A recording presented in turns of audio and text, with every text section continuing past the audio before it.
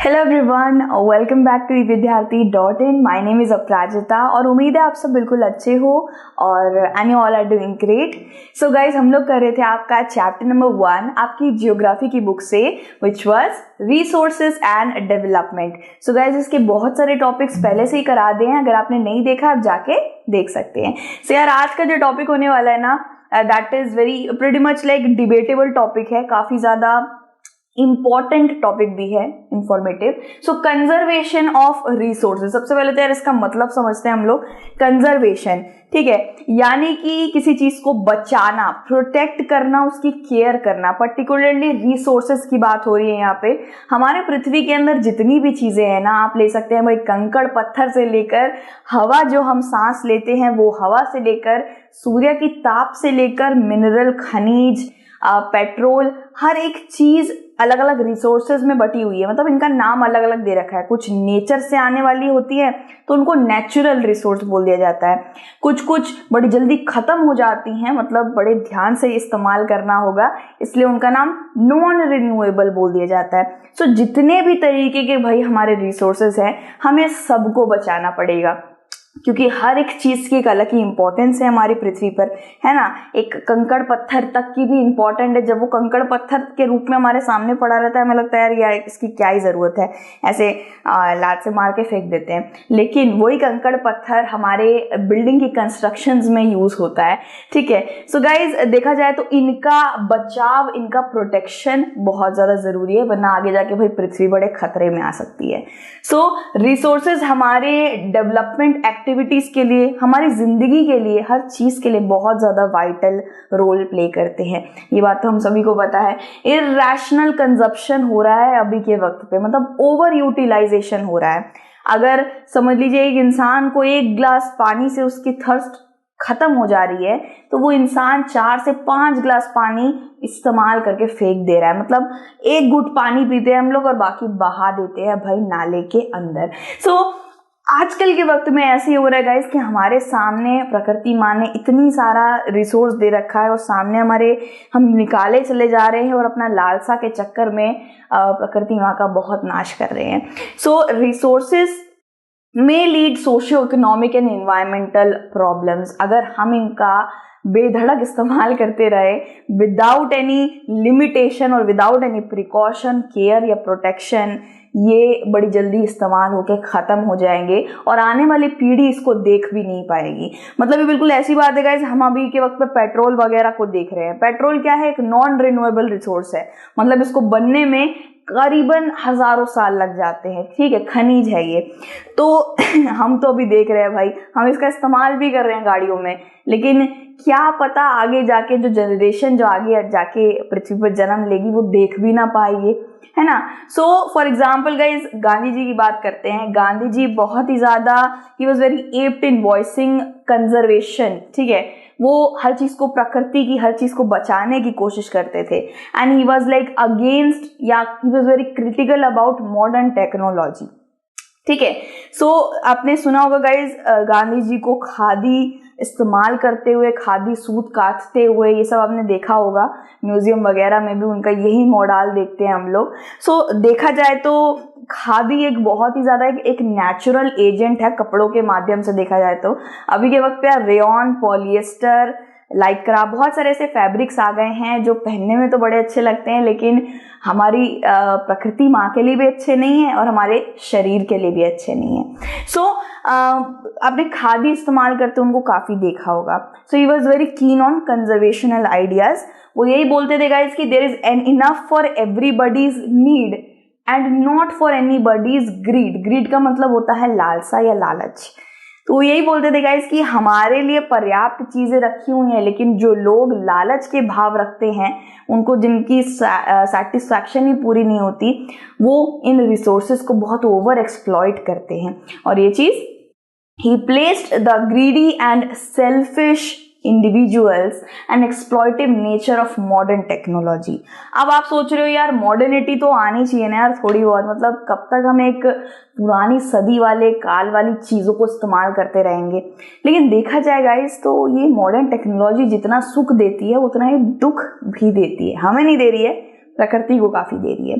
For example guys, residential apartments बन रहे हैं, बड़ी बड़ी बिल्डिंगें बन रही हैं, उसके अंदर भाई बड़े बड़े 3 टन के एसी भी लगे हुए हैं, लेकिन वो एसी आपको तो ठंडी हवा दे रहा है, लेकिन प्रकृति के अंदर बड़ी गरम गरम हवा छोड़ रहा है। ठीक है, बहुत सी चीज़ें हैं गाइस। एसी तो जस्ट मैंने एग्जांपल की तरह बताया।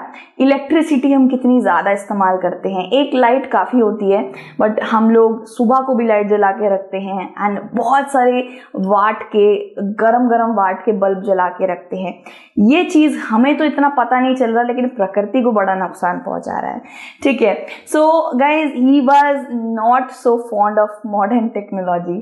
अगर आप अभी पुरानी टेक्नोलॉजी की बात करें तो काफ़ी बोरिंग लगेगी आपको, जैसे घड़े के अंदर ठंडा घड़े का पानी पीना, फ्रिज का पानी ज़्यादा बढ़िया लगेगा उससे। लेकिन अगर आप इन्वायरमेंट की बात लेकर चले और सेहत की बात लेकर चले तो हमारा घड़ा जीतेगा।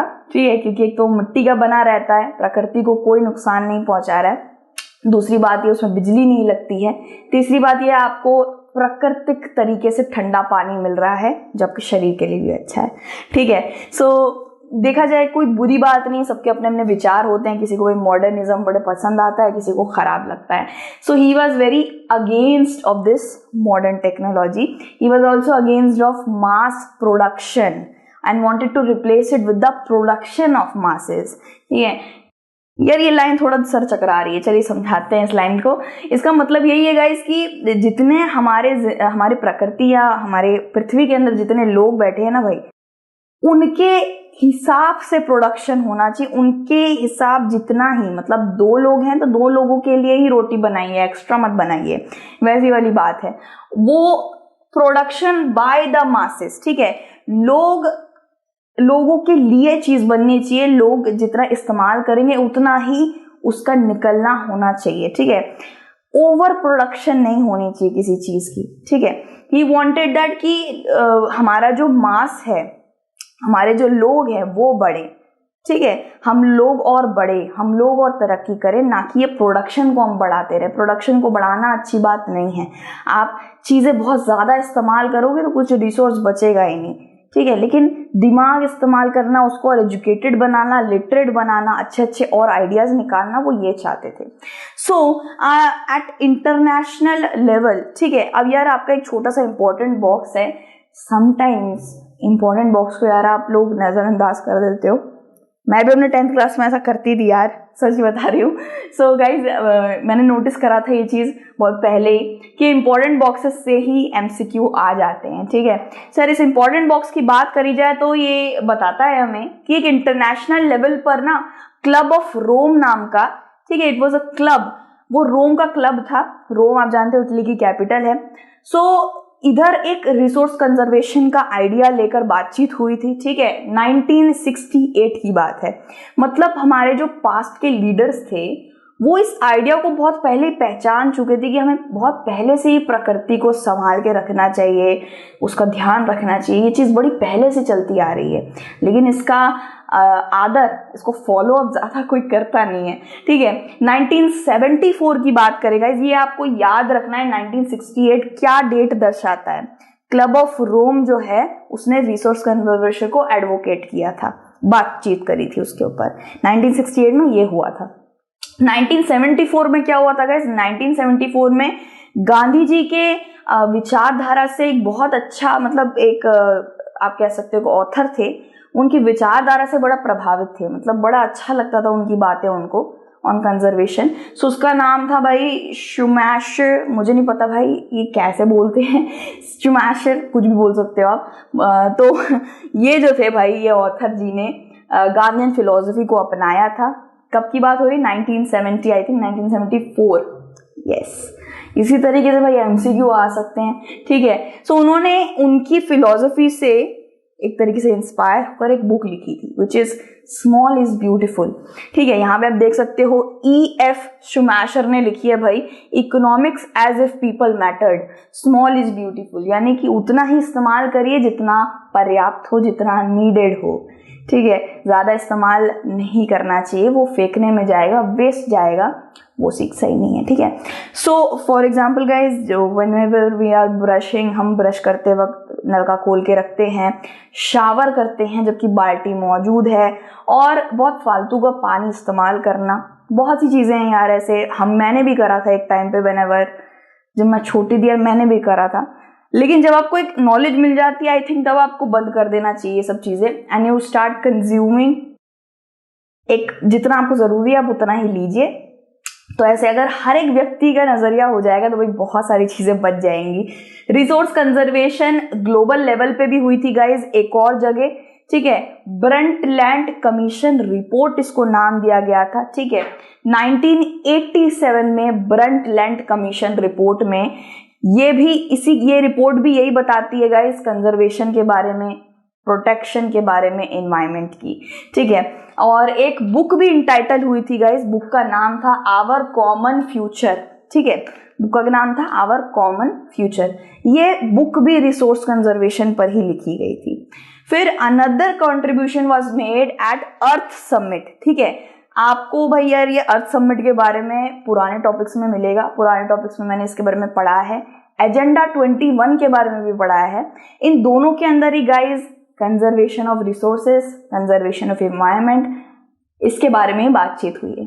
मतलब आप एक चीज नोटिस कर रहे हो गाइस कि यार इसके ऊपर रिपोर्ट्स पे रिपोर्ट्स निकल रही हैं, लोग सबमिट्स कर रहे हैं, लोग कंट्रीब्यूशन कर रहे हैं, लोग बातचीत कर रहे हैं, लोग इतनी सारी किताबें निकाल रहे हैं, ठीक है। People are aware of conservation still. बहुत से हाफ ऑफ डजन ऑफ जो हमारे इंडिविजुअल्स हैं जो धरती पे रह रहे हैं, they are not keen to इस चीज को बचाने में, प्रोटेक्ट करने में, they are not interested even. So ये चीज का हमको नजरिया बदलना चाहिए और इस चीज के ऊपर बातचीत और भी होनी चाहिए कंजर्वेशन के बारे में, ठीक है। तो अभी फिलहाल के लिए हमें लग रहा है जिंदगी मस्त है, डोमिनोज पिज्जा हाथ में है, बढ़िया लग रहा है, पढ़ाई हो रही है, दैट्स इट। बट हमारी और भी जिम्मेदारी बनती है प्रकृति माँ के तहत, ठीक है। सो गाइज इसके बाद वाला जो टॉपिक है that is land resources, land.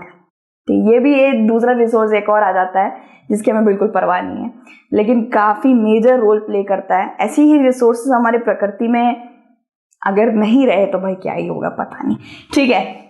So thank you so much for watching. दूसरी वीडियो में आज जल्दी से मिलते हैं। टिल देन आप अपना ध्यान रखिए, रिसोर्स कंजर्वेशन करिए, इसके बारे में थोड़ा सोचिए, ठीक है। एंड मौजूद रहिए भाई दूसरी वीडियो में। तो take care, God bless you and जय हिंद, बाय बाय।